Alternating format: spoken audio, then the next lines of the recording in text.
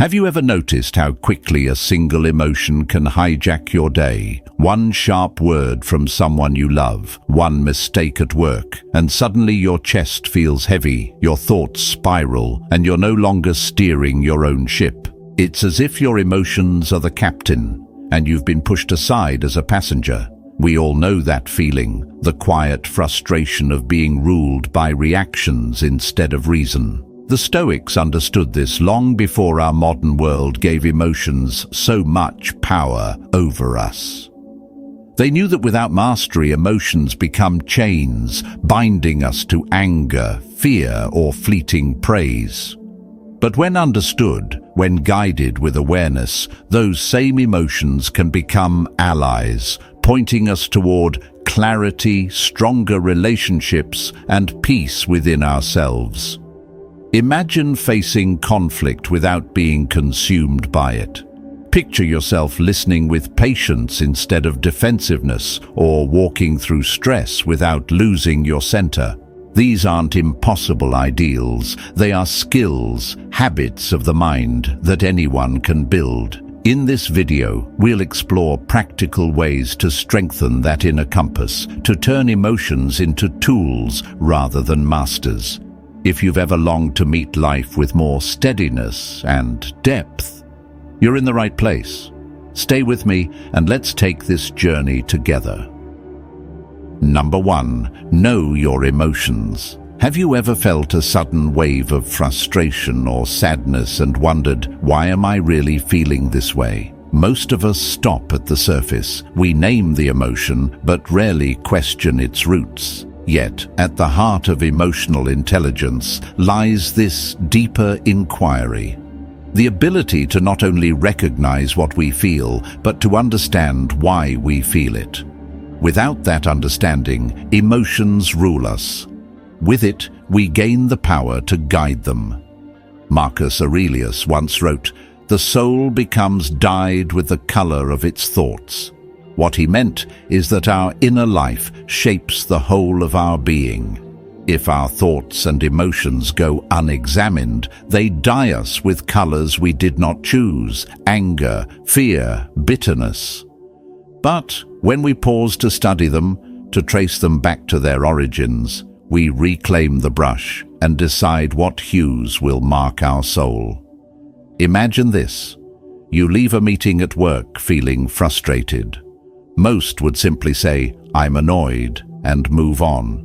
But emotional intelligence asks you to dig deeper. Was it the fear of not being heard, the anxiety of a looming deadline, or perhaps the sting of criticism that touched an old wound? By identifying the true source, you no longer battle vague frustration, you address the real problem.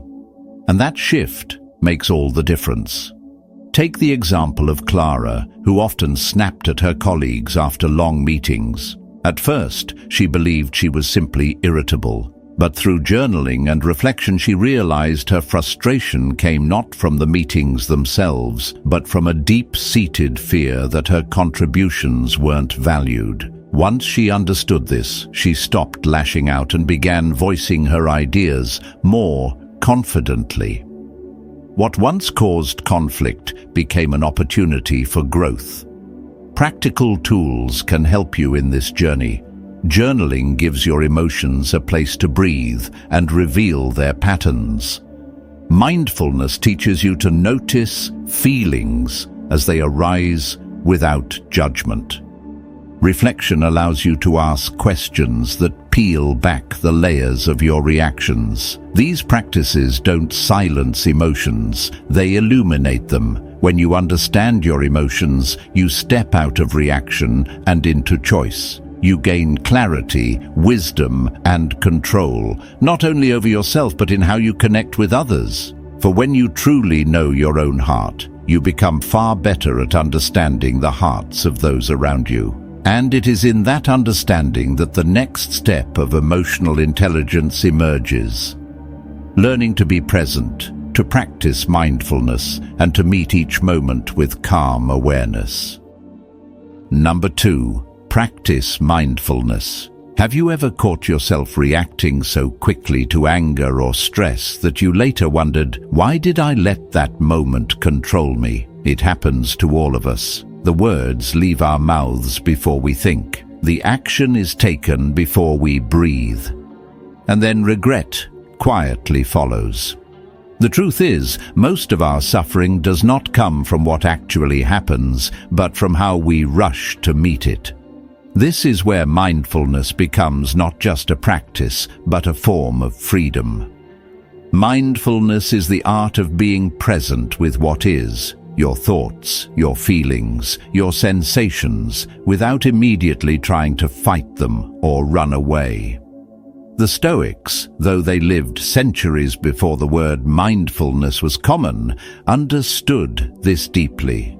Marcus Aurelius wrote, "Concentrate every minute on doing what's in front of you with precise and genuine seriousness, tenderly, willingly, with justice. Free yourself from all other distractions." His words echo the same truth. Life is lived in the present, and when we anchor ourselves here, we are less likely to be tossed around by what we cannot control. Picture this. You're in a heated meeting, and frustration begins to rise like fire in your chest. Normally you might snap, cut someone off, or walk away seething. But imagine instead that you notice the anger as it begins. You name it silently. Anger is here. You take a breath. In that pause, you create space. You don't deny the feeling, but you don't hand over the reins either. That tiny space between emotion and reaction is where emotional intelligence is born. It is the difference between being a slave to impulses and being the master of your own choices. This practice doesn't demand a monastery or hours of meditation. You can begin in the smallest of moments, paying full attention to your meal instead of scrolling through your phone, walking down the street, and actually noticing the sound of your footsteps, listening to someone speak without preparing your reply while they're still talking. Each act of presence strengthens your ability to remain steady when bigger storms arrive. Consider the story of a young woman named Elena. She often felt overwhelmed at work, especially when her boss criticized her. In the past, criticism would ignite defensiveness. She would shut down or lash back. But after practicing mindfulness, she began to approach these moments differently.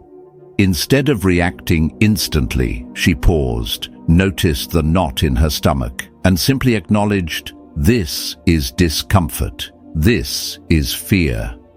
In doing so, she gave herself the power to choose her response.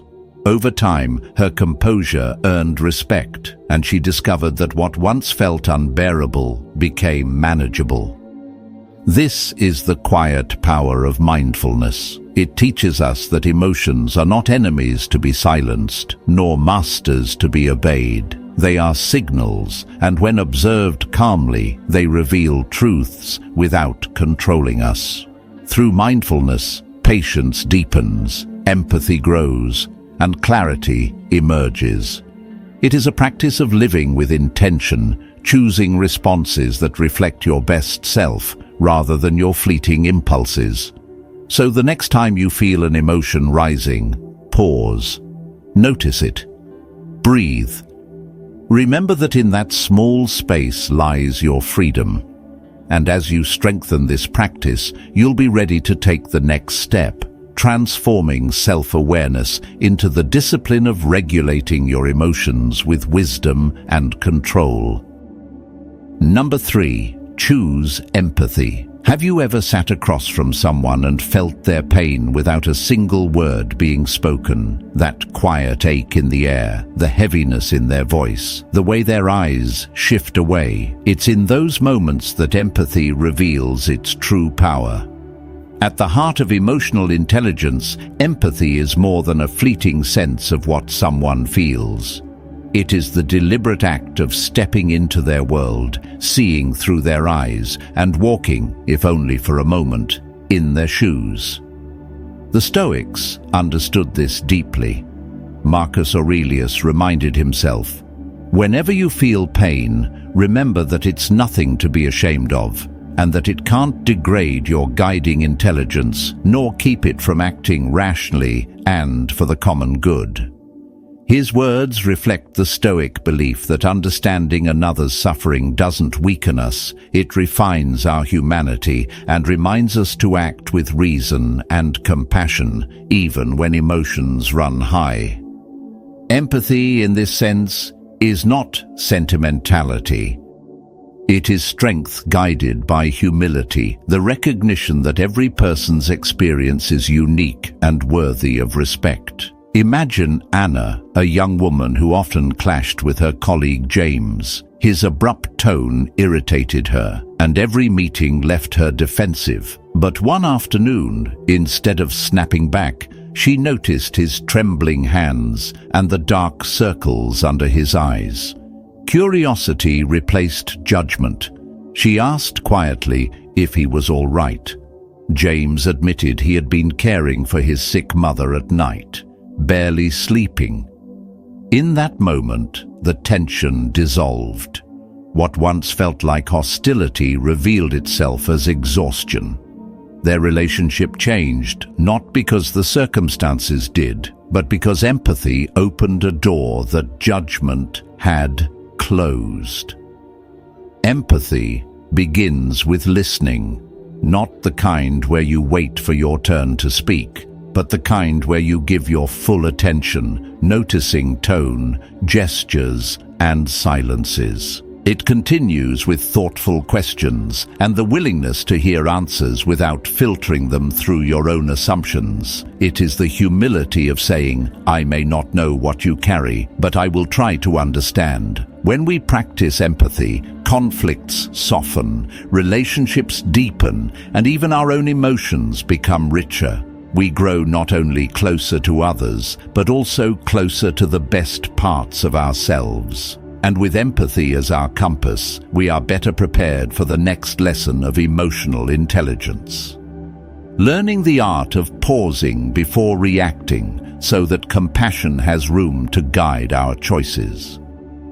Number 4. Pause before reacting. Have you ever said something in anger only to wish you could pull the words back the moment they left your lips, or reacted so quickly to a situation that later, in the quiet of reflection, you realized you could have chosen differently?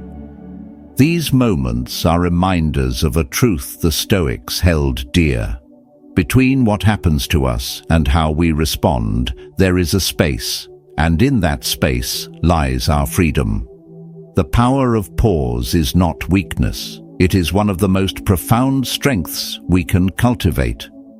Epictetus once wrote, "You have power over your mind, not outside events. Realize this, and you will find strength." The pause is where that power begins. It is the deliberate choice to halt, even for a heartbeat, before reacting. In that small silence, you are no longer a prisoner of your impulses. You step back, breathe, and ask yourself, what outcome do I truly want here? Will my reaction bring me closer to it or drive me further away? This single moment of stillness can transform anger into clarity, fear into composure, and conflict into understanding. Imagine a father returning home after a long day, exhausted, only to find his children arguing and the house in chaos. His first impulse is to yell, to assert control through volume, but instead, he pauses. He takes a slow breath, lets the storm inside settle just enough, and then speaks with measured calm. The difference is striking. Instead of escalating the chaos, his pause redirects it. His children feel his authority not through force, but through presence. That small choice alters not just the moment, but the memory his family will carry. The power of pause is a practice that can be woven into daily life in simple ways. When anger rises in your chest, count slowly to 10. When anxiety pushes you to rush, let yourself take one full breath before deciding. When someone provokes you, allow silence to settle for just a second before responding. These small acts are not escapes from reality. They are your way of meeting reality on your own terms. Over time, they strengthen a habit of composure, making calm reflection your default rather than frantic reaction. And the benefits reach far beyond your own inner peace. Pausing before you act prevents words that wound and decisions made in haste. It builds trust in relationships because others begin to see you as someone steady, someone not easily shaken by emotion. It sharpens your judgment, ensuring that your choices are intentional and aligned with your values. Most of all, it fosters resilience because when you learn to pause, you no longer fear being overwhelmed. You trust yourself to stand still, even in the storm. Life will always bring challenges that stir our emotions.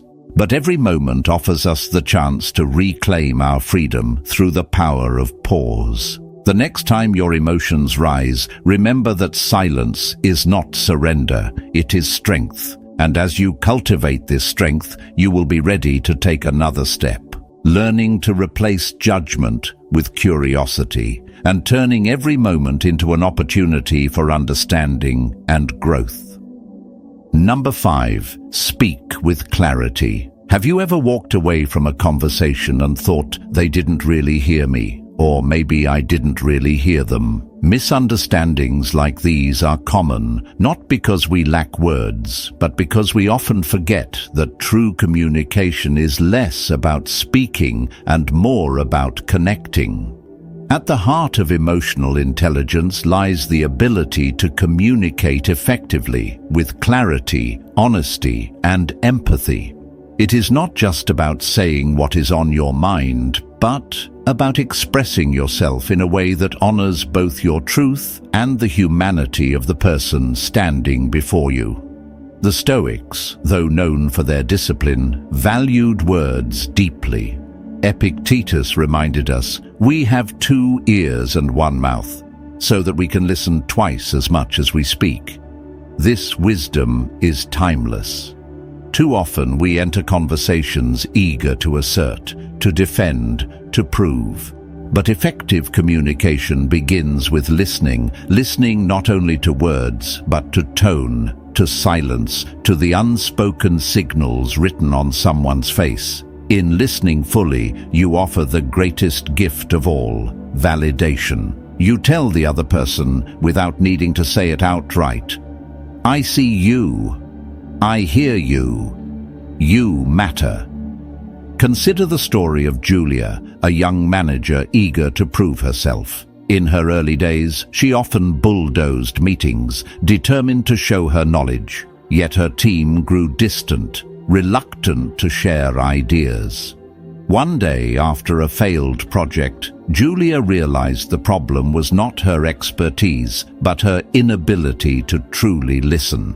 She began entering meetings with a new approach, asking questions first, then pausing long enough to absorb the answers. Over time, her team flourished, and she gained respect, not because she always spoke, but because she learned to listen. Her strength was not in dominating the room, but in creating a space where others felt safe to speak. Effective communication also demands assertiveness, a calm clarity in expressing your needs and boundaries without aggression or passivity. It is the steady voice that says, "This is what I feel, this is what I need," while still respecting that others have their own feelings and needs too.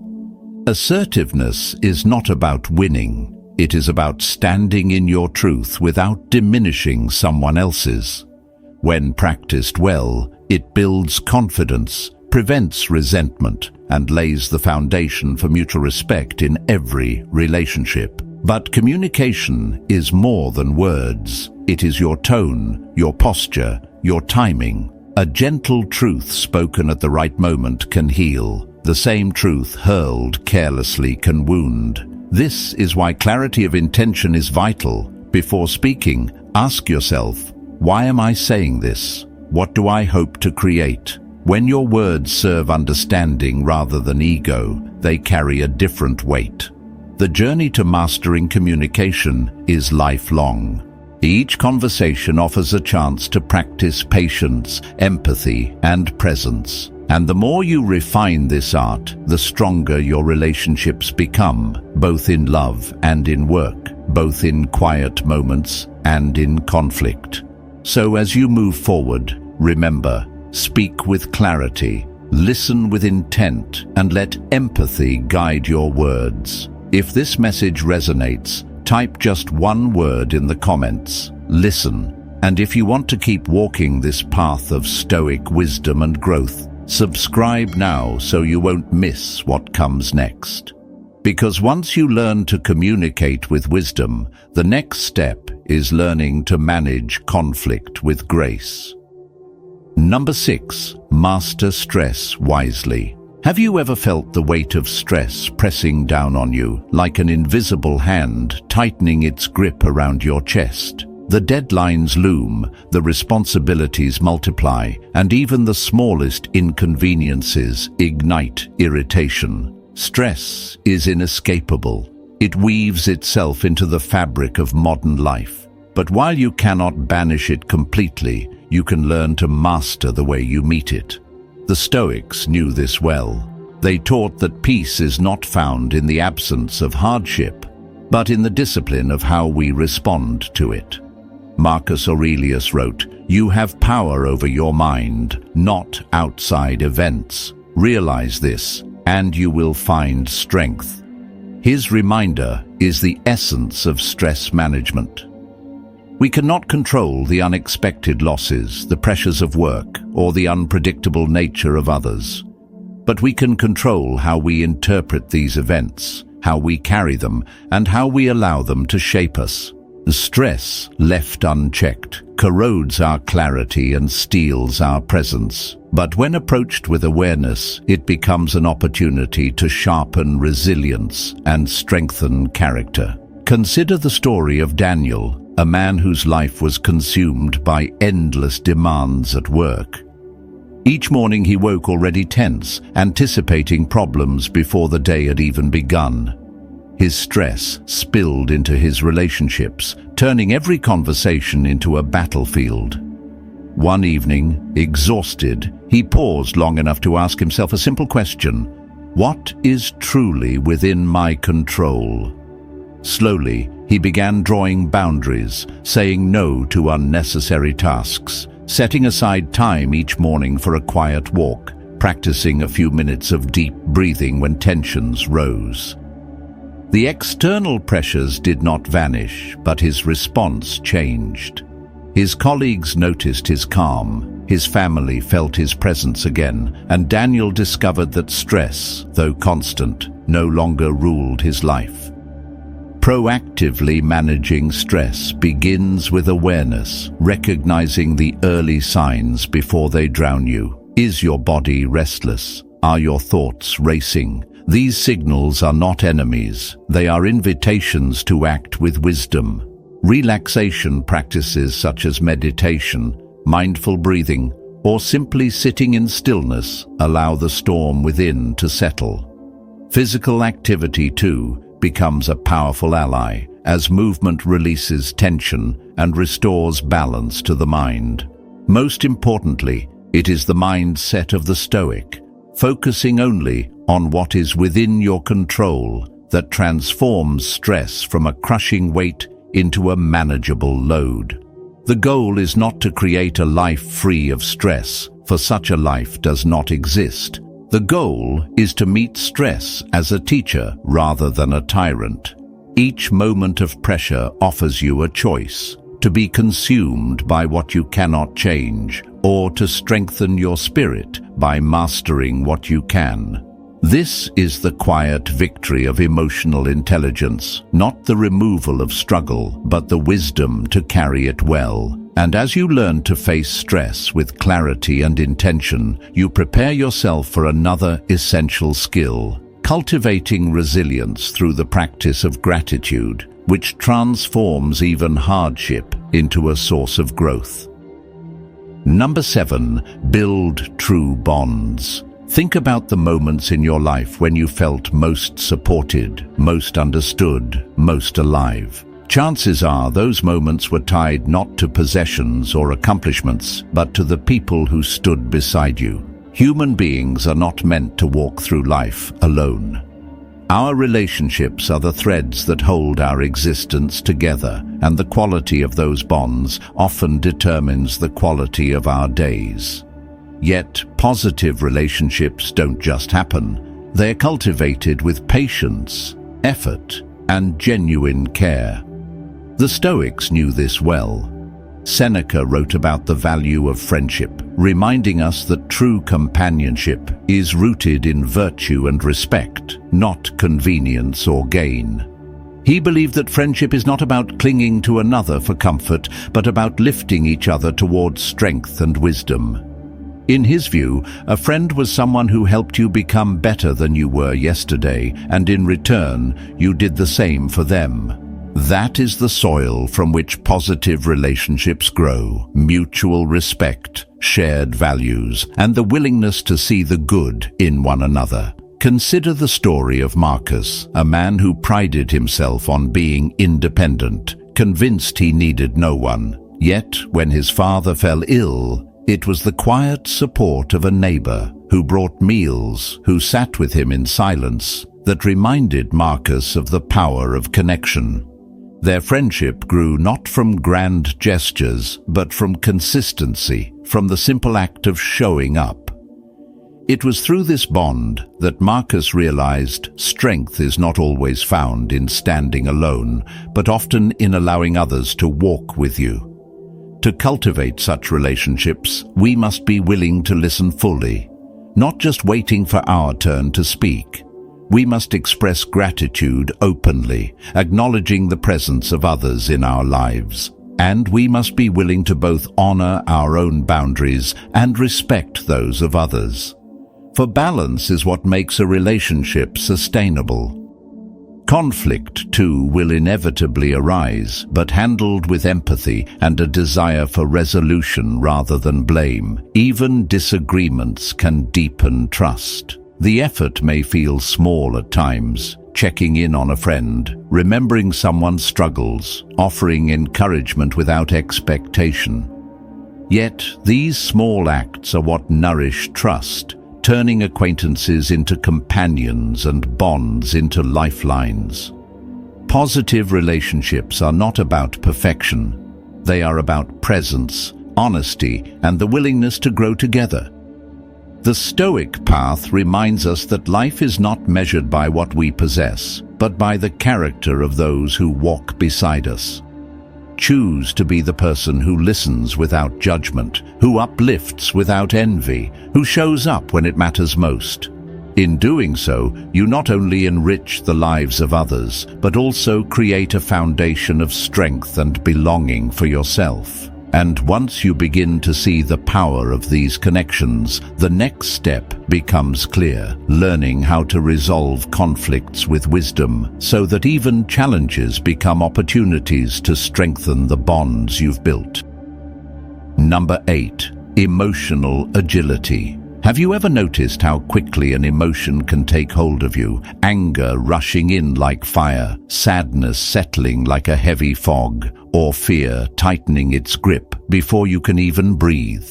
In those moments, it often feels as though you are powerless, a prisoner of your own reactions. But what if instead of being dragged by your emotions, you could learn to move with them, to adapt, and to remain true to yourself no matter what arises? This is the essence of emotional agility. The ability to face feelings with flexibility, to bend without breaking, and to act in alignment with your values, even in the heat of difficulty. Epictetus once said, It's not what happens to you, but how you react to it that matters. These words capture the Stoic spirit behind emotional agility. Life will test you. Circumstances will change without warning. But the power remains in your hands, not to deny or suppress what you feel, but to decide how you will respond. Emotional agility begins with awareness. By observing your patterns, how you respond to criticism, to failure, to unexpected setbacks, you start to see the scripts you live by. Some of these scripts serve you, others hold you back. Awareness allows you to pause long enough to ask, is this reaction helping me become who I want to be, or keeping me chained to who I was? Consider the story of Anna, who often felt overwhelmed by anxiety at work. Each time her manager gave feedback, she spiraled into self-doubt and silence. One day, instead of fleeing from the feeling, she chose to pause and acknowledge it. This is fear speaking, not truth. By accepting the presence of her anxiety without letting it define her, she opened the door to act differently. She asked a clarifying question, engaged in the conversation, and slowly discovered that her fear could exist alongside her courage. Over time, her anxiety did not vanish, but it no longer ruled her.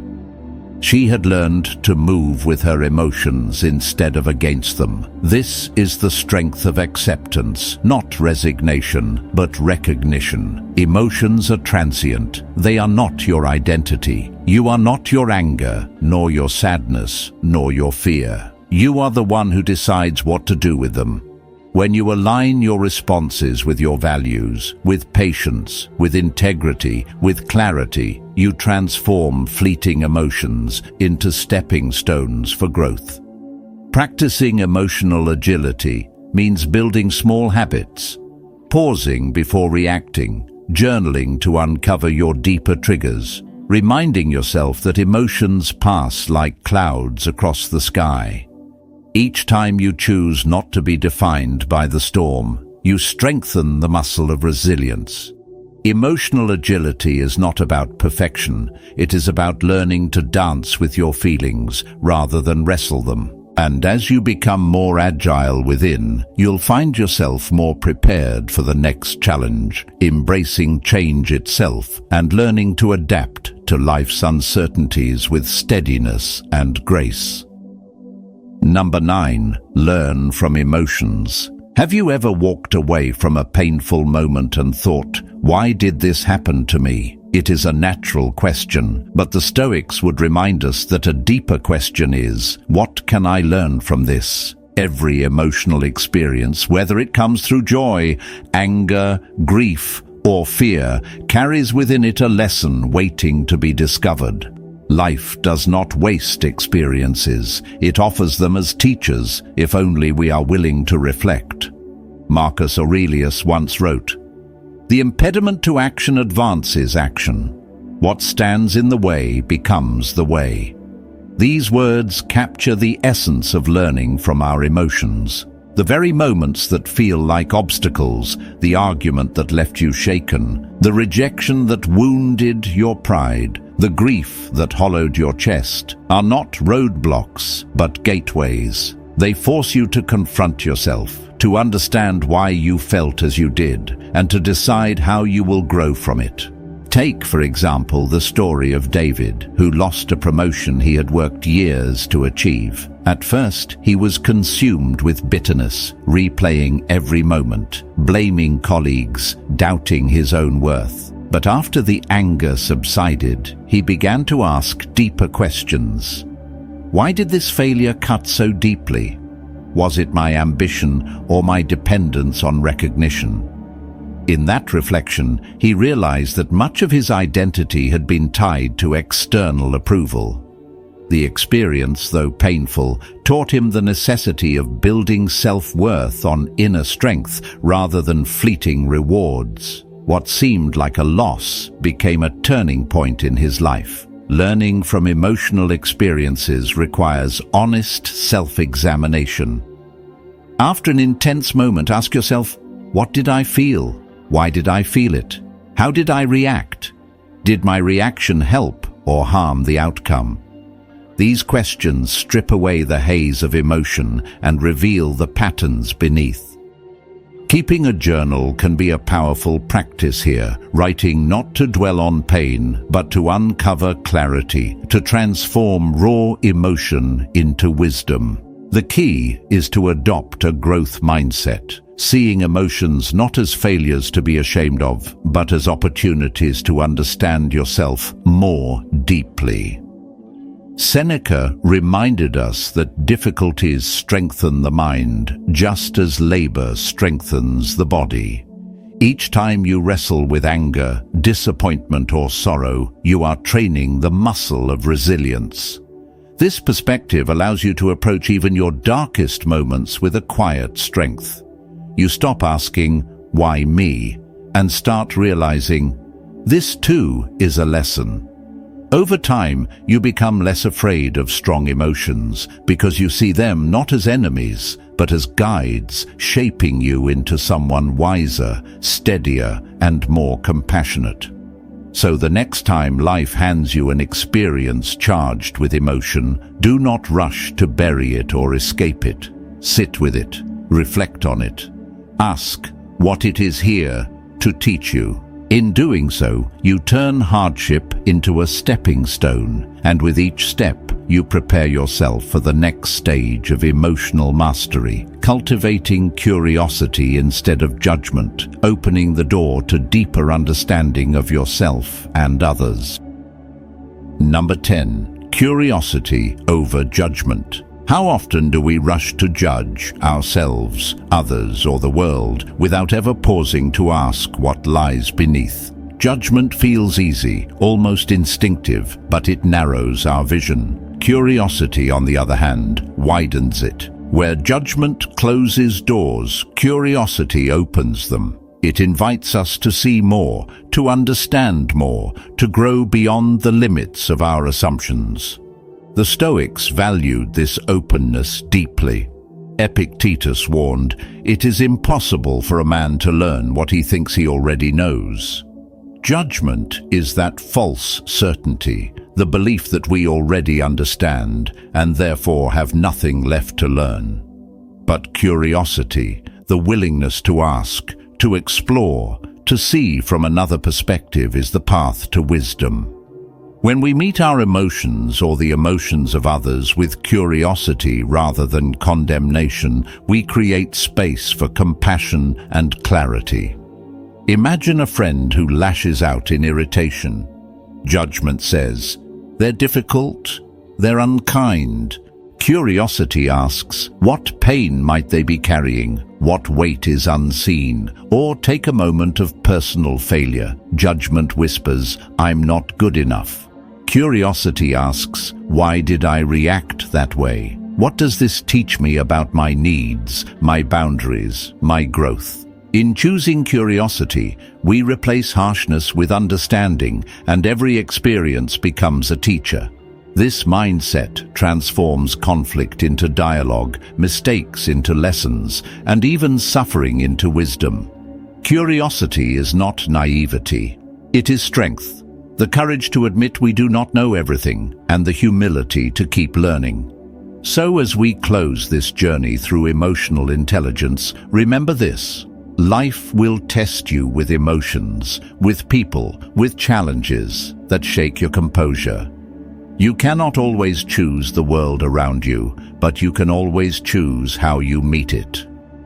Choose curiosity over judgment, and you will not only deepen your understanding of others, but also cultivate a gentler, wiser relationship with yourself. And perhaps, in that openness, you will discover that every obstacle, every feeling, every encounter is not just something to endure, but something to learn from. Every person you meet is a chance to grow. If this journey spoke to you, hit subscribe and comment. Grow. Keep moving forward. The next video will take you further.